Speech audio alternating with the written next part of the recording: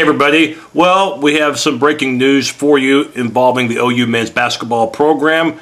Jeff Capel, no longer the head coach. Earlier today, OU Athletic Director Joe Castiglione has done something that rarely he's ever had to do in his 13 years as AD at OU, and that is fire a head coach. But that's exactly what he did today. Jeff Capel gone as a head coach of the University of Oklahoma men's hoops team. And if you've seen the way they've played the past couple of years, and judging by the attendance of the games, maybe you haven't, you can probably see why. The last 2 years have been nightmares for the OU men's program.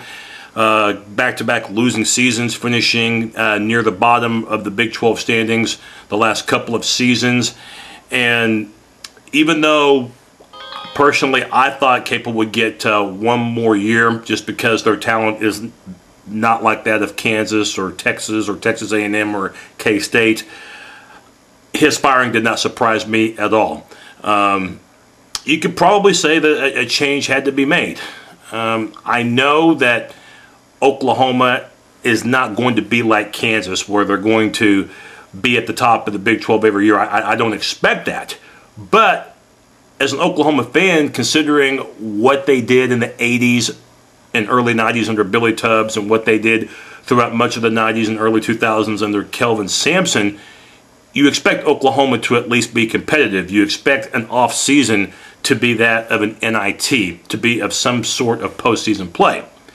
You know your program is pretty bad when there are, what, 3 or 4 postseason tournaments at the end of the year. There's the NCAA, which is what you strive for, the NIT, which is the next best thing, and you have like the CBI, which is like the College Basketball Invitational. I think there's one other postseason tournament there was as of last year, and you cannot qualify for any of them. You know your program is in the toilet. The attendance, which was never great under Kelvin Sampson just because OU's a football program, but at least it was the majority of the way full. It wasn't like that these last couple of seasons, and this year attendance at times was in the 2,000–3,000 range, far less than that of the women's program. That's how bad attendance has been at Oklahoma, but Capel's firing, I think, goes way beyond attendance. So there are a combination of things, but primarily it's about, as Charlie Sheen might say, winning. And again, I don't expect Oklahoma to win the Big 12 in basketball. I don't expect them to be at the top. If they are, that's great. But I know that Kansas, and I know that Texas, and now Texas A&M, they are at the top of the Big 12 pack. And it's been that way for a while. But again, you expect competitiveness. And it doesn't also help, too, that your program is being investigated for the Tiny Gallon situation from last year. If you don't know, Gallon played for the Sooners but didn't play very long, and the big problem with him was that it's been proven that a $3,000 payment from a Merrill Lynch employee went into a joint bank account in the name of Keith Tiny Gallon along with his mother. So a big no-no there, and I think once that investigation is complete, that's going to be even more probation, more loss of scholarships for Oklahoma, because there's documentation of payments, bank records, phone calls, all that stuff. And as soon as that story was broke last year from TMC, just a few weeks later, an assistant coach from Oklahoma resigned. Coincidence? Probably not. But Capel, granted, he did recruit some terrific talent. Okay, he did recruit Blake Griffin. Of course, we know how well he did National Player of the Year 2 years ago. Oklahoma 1 game away from the Final Four, although I do think his older brother, Taylor Griffin, did have a role in getting Blake to come play for Oklahoma.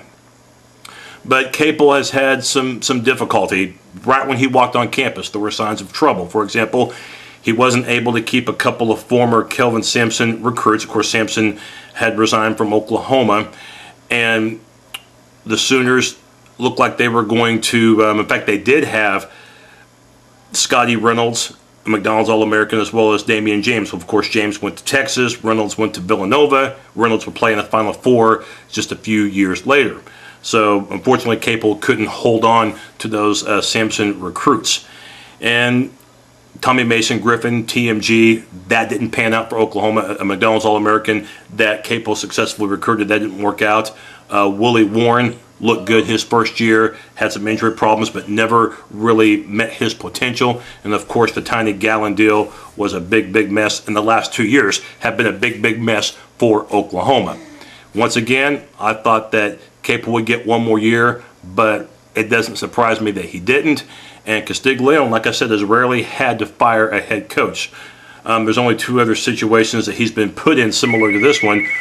One was the situation with the OU men's golf coach, in which the golf team was really bad, so we had to make a change there. And of course, Larry Koshel, the baseball coach. And that was basically one where Koshel resigned, but if he hadn't, he would have been fired for making some racially insensitive comments. And of course, Sonny Galloway, who was promoted to head coach shortly after, and now OU's got one of the top baseball programs in the land. So rarely has Castiglione had to pull the trigger on axing somebody, but he felt in this case they had no other alternative. The basketball program team has not been competitive in most of the games that they've had against the really good competition. The games haven't even been close. So biggest question now is, who will Oklahoma go after to try to hire? They could go after the Colorado coach. That wouldn't be a bad thing. I don't think they're going to go after Billy Gillespie, the former A&M coach. He's got too much of a checkered past, so I don't think that's going to happen. And you might be thinking, well, will Castiglione go after a smaller college coach, like a Terry Evans from a Division II power, Central Oklahoma, my alma mater?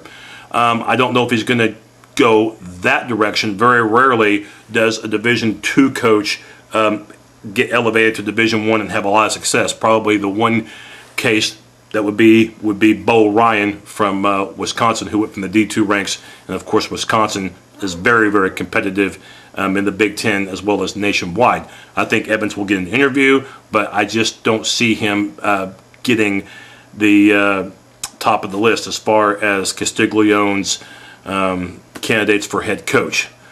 I think Castiglione is going to take his sweet time in deciding who he wants the next head coach to be, because obviously this is very important, and the head coach has to understand that the new head coach will have to understand that OU is going to have even more probation than it already has at the present time because of one Keith Tiny Gallon.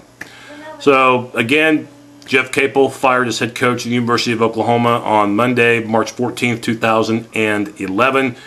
And I think if you're an OU Sooner fan, any change you make is a positive one, considering how dismal the program has been in recent seasons. Boomer.